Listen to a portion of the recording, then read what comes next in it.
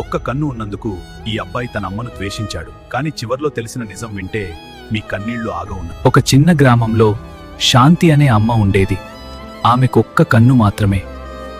పేదరికం ఉన్న శాంతి తన కొడుకును ఎంతో ప్రేమతో పెంచింది. తనకు ఆకలి ఉన్నా ముందు తన కొడుకే తినాలి అనేది ఆమె మనసు. ఒకరోజు స్కూల్లో పేరెంట్స్ మీటింగ్ జరిగింది. ప్రకాష్ చెప్పకపోయినా తన కొడుకును చూడాలని శాంతి స్కూల్కి వచ్చింది. అక్కడ పిల్లలు ఆమెను చూసి నవ్వడం మొదలుపెట్టారు. నీ అమ్మ ఒక కన్ను రాక్షసిలా ఉంది. ఆ అవమానం తట్టుకోలేక ప్రకాష్ ఇంటికి వచ్చి కోపంగా అన్నాడు, నాకు నువ్వు అమ్మలా వద్దు. ఆ మాటలు విన్న శాంతి గుండెలు నిశ్శబ్దంగా ముక్కలైంది. సంవత్సరాలు గడిచాయి. ప్రకాష్ సిటీలో మంచి ఉద్యోగం సంపాదించాడు. పెళ్లి చేసుకుని కొత్త జీవితం మొదలుపెట్టాడు. కాని తన కొడుకును ఒక్కసారి చూడాలని ఆ అమ్మ మనసు మాత్రం ఆగలేదు. ఒకరోజు ఫోటోలో ఉన్న అడ్రస్ చూసి చెరిగిన చీరతో ఆ అమ్మ నగరానికి వచ్చింది. మీరు ఎవరు? ప్రకాష్ ఆమెను చూసి కోపంగా అన్నాడు, ఇక్కడికి మళ్ళీ రాకండి అని తలుపు మూసేశాడు.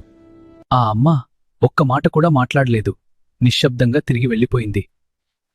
కొన్ని రోజుల తరువాత ప్రకాష్ ఒక కార్యక్రమం కోసం ఊరికి వచ్చాడు. తన పాత ఇంటికి వెళ్లి చూశాడు. ఆ అమ్మ నేలపై పడుకుని ఉంది, ఆకలితో, బలహీనంగా. అమ్మ మెల్లగా చెప్పింది, బాబూ, ఒక విషయం నేనెప్పుడూ చెప్పలేదు. చిన్నప్పుడు ఒక ప్రమాదంలో నీ కన్ను పోయింది బాబూ. డాక్టర్లు మళ్ళీ రాదన్నారు. నిన్నొక కన్నుతో ప్రపంచం చూడనివ్వలేక నా కన్ను నీకిచ్చాను బాబూ.